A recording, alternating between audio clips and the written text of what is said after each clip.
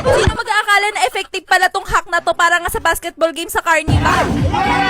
Grabe talaga mga babagwa, hindi ko nga inaasahan na mananalo kami dyan na itong napakaganda at napakalaking unicorn na color pink. Napanood ko nga itong gumawa ng backspin hack dito nga sa basketball game sa Carnival at talagang gusto ko nga manalo dyan dahil hindi pa nga kami nananalo dyan, kaya naman gusto kong itry yan. Ibabato nga lang daw natin yung bola ng patalikod para umikot nga yan tapos mag-shoot. Ang hirap kasi manalo dyan sa basketball game, kaya naman subukan natin yung backspin hack. Let's go! Nako mga babagwa, kung alam nyo lang, ilang beses na nga namin sinubukan manalo doon sa basketball game sa Carnival. Nakarating pa nga kami nung nakaraan sa SM Pampanga sa Sky Ranch para nga lang manalo doon, kaso hindi talaga kami nananalo. Ayun naman, nagpunta kami dito sa may festival mall para nga hanapin yung basketball game, pero mga babagwa, wala pala sila ditong ganun. Nakarating nga kami dito sa may SM South Mall at meron nga ako natatanaw na basketball game, kaya naman sobrang excited nga ako at talagang kumakabog yung puso ko dahil gusto ko talaga manalo dito sa larong to. Di lang nga ako yung nagigigil dito sa basketball game dahil pati nga rin si Koy talaga namang gusto nang manalo dito dahil hilig niya nga yung basketball at dito nga ay hindi pa siya nananalo. Sakto nga at wala nga masyadong naglalaro ngayon, kaya naman solong-solo namin tong basketball game ngayon. Ito nga yung rate ng kada laro dito at talaga namang sobrang excited na nga kami maglaro dyan, kaya naman bumili na nga kami ng bola at ako nga ang unang sumubok dyan. Sa kamay nga lang yung ginagamit ko pang nagsushoot para talagang umikot nga yung bola, kaso tingnan nyo nga yung nangyayari, umiikot nga pero hindi naman nagsushoot.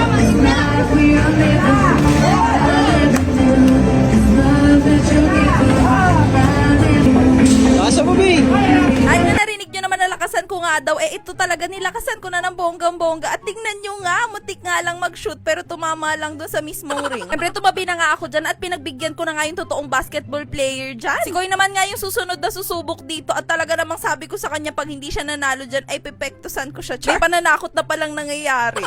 Sabi ko nga sa kanya, gusto ko talaga yung unicorn na color pink, kaya naman tingnan nyo ang gigil niyan sa paglalaro para makashoot nga lang ng bola. Sinusubukan niya nga rin paikutin yung bola para talaga mag-shoot na nga dyan sa mismong ring. At mga babekwa, ito na nga, hindi na nga ako humihinga dito dahil bigla na talaga nag-shoot yung bola. Ito nga yung slow-mo para mas makita nyo talaga mabuti kung paano nga nag-shoot yan at umikot-ikot nga yan bago nag-shoot dun sa mismong ring. O diba talagang effective nga yung ginawa nating hack. Grabe, sobrang saya nga ng puso ko dyan dahil nanalo na nga kami finally.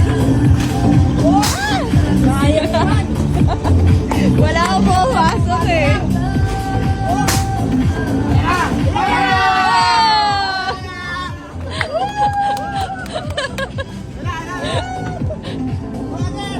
Wala pa.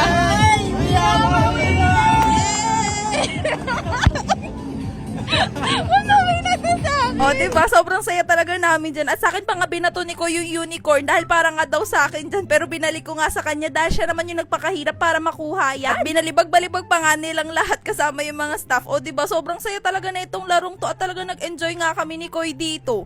Grabe, sobrang saya finally dahil nanalo na kami dito sa basketball game. Talaga nanggigigil talaga ako dito sa larong to at buti na lang nanalo na kami this time. Nakasampung talaga na ako sa sobrang gigil ko, no? At ako pa talaga yung nag-posing dyan at nagpa-picture, no? Kala mo talaga ako yung gumawa niyan para manalo. Kaya ako nga gusto yung color pink na unicorn dahil dati nga nanalo naman ako netong color white na unicorn sa MOA no nag-ring toss hack nga tayo ng isang beses lang. Parang talaga na-attach na ako sa mga ganitong stuffed toys na unicorn dahil meron na silang sentimental value sa akin. Halos magto 2 years na rin kasi yung huli kong napanalo ng unicorn, kaya talagang sobrang saya ko ngayon. O diba, worth it naman yung pagtatry ko palagi dito sa basketball game dahil nanalo na talaga kami. Meron pa nga ako natanaw dyan na isa pang laro at yan nga yung susubukan ko sa susunod, kaya naman abangan nyo yung susunod na vlog kung mananalo nga ba ako dyan. Naku mga bebe ko, talaga matutuwa kayo sa susunod na vlog, kaya abangan nyo ha. Yun lang, sana nag-enjoy kayo at itry nyo na nga rin, baka kayo naman yung sunod na manalo ng ganito ka-cute na mga stuffed toys.